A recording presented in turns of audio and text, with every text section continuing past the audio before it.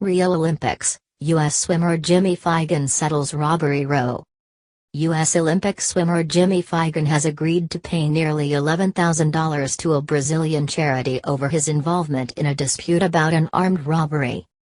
He was one of 4 gold medalists, along with star Ryan Lochte, who hit the headlines after Mr. Lochte said the group had been robbed in Rio.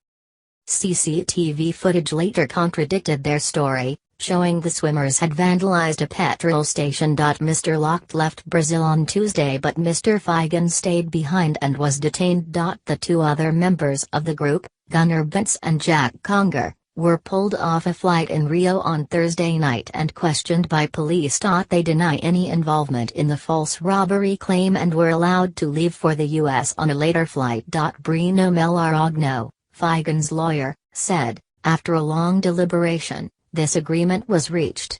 He will donate 35,000 reais, $10,800, to an institute, and with that the case is resolved. After this donation is done, his passport will be given back to him, and he will be free to return home.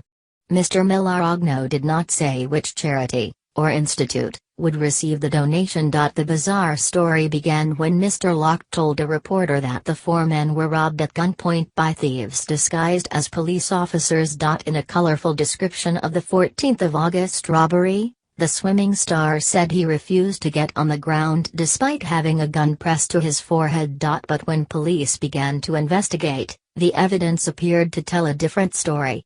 Rio's civilian police chief Fernando Veloso has now ruled out any possibility that the crime occurred.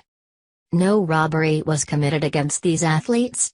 They were not victims of the crimes they claimed, Mr. Veloso said. He told reporters that 1 or more of the athletes had instead vandalized a toilet in a petrol station and then offered to pay for the damage. The Americans paid and left after armed security guards intervened, he said. 1 guard had justifiably drawn his gun after one of the swimmers began behaving erratically, Mr. Veloso added. He warned that the swimmers, who had repeatedly changed their accounts of what happened, could in theory face charges of giving false testimony and vandalism.